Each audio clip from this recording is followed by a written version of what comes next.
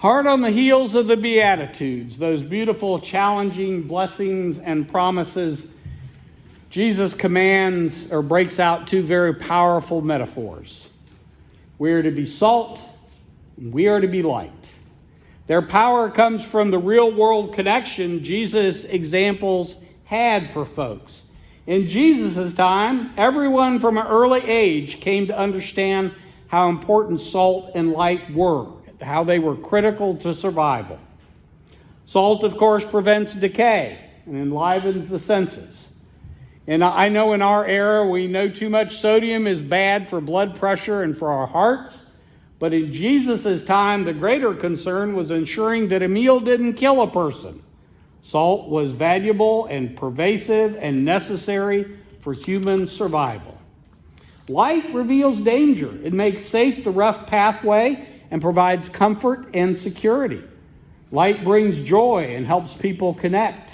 Light shows where dirt exists so we can make the world a cleaner place.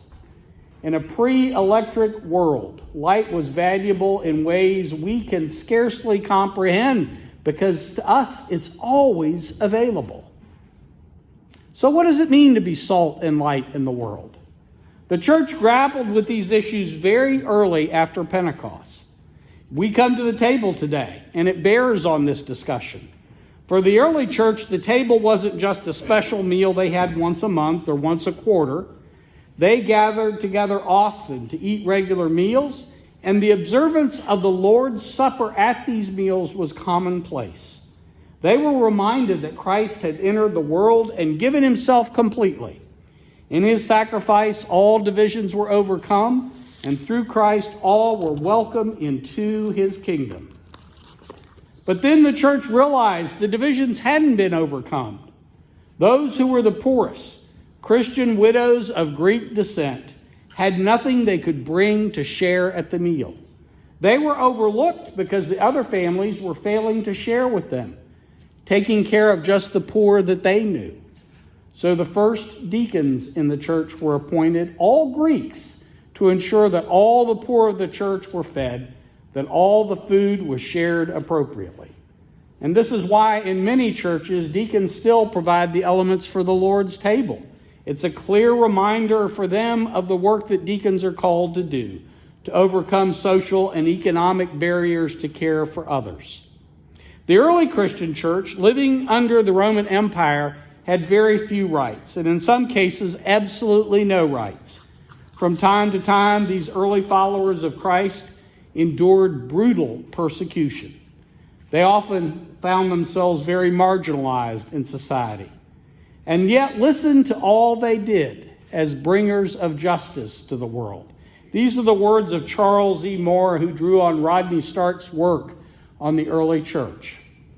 The earliest Christians turned the Roman world upside down, not because they found better ways to govern, but because they showed what life in the new creation that Christ promised looked like. Freed of greed, self-interest, power, and pleasure of the flesh, Christians in Rome provided burial for pagans who were too poor to afford it, supported 1,500 who were impoverished. In Antioch, the church fed 3,000 destitute persons. Church funds, in some cases, brought the emancipation of slaves. When the plague struck Carthage in 252, Bishop Cyprian sent his people out to nurse the sick and bury the dead.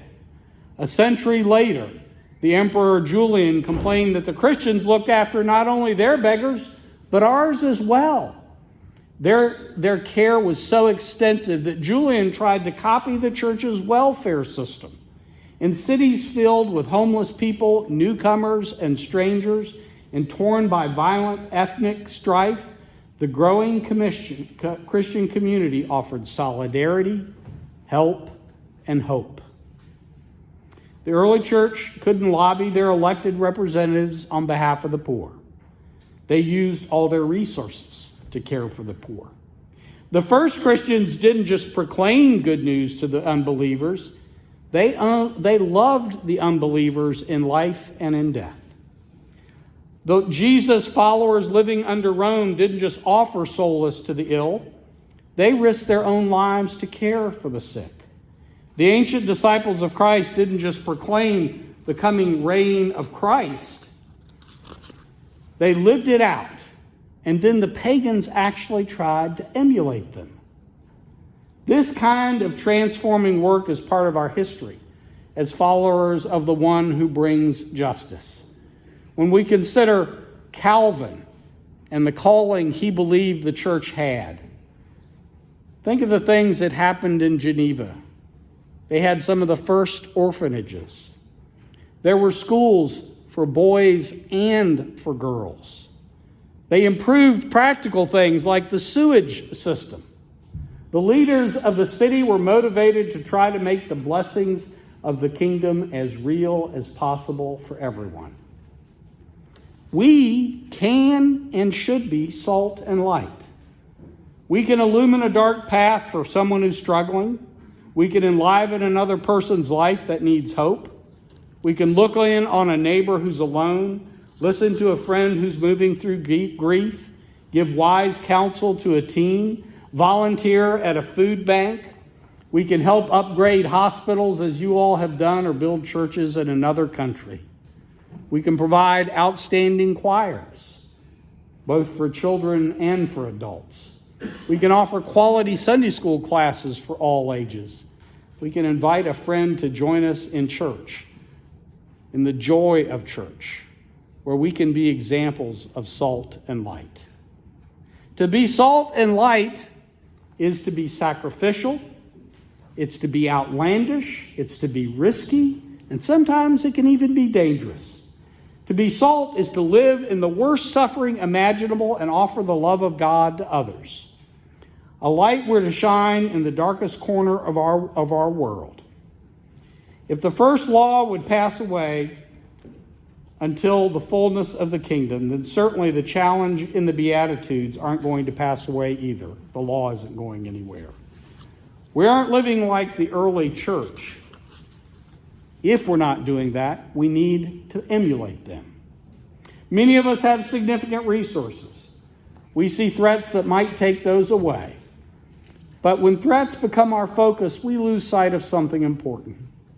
None of our resources belong to us. Everything we have as stewards of God. To be salt and light in the world means making those resources that we have available to God.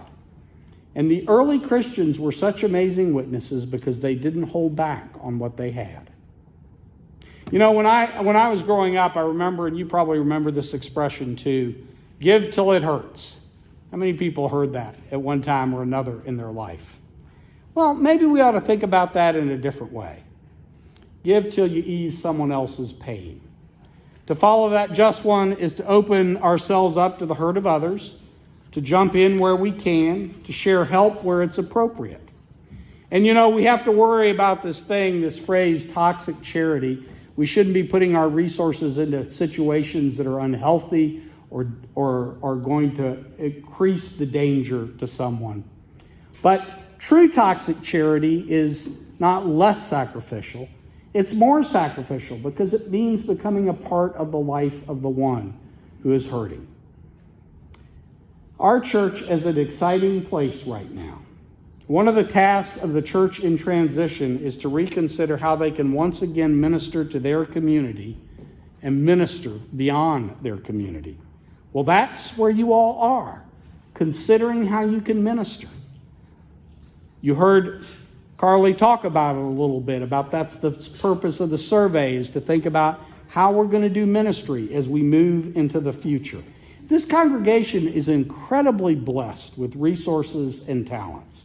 And I believe this year you're going to step into new exciting ministries that will make it a real blessing for many.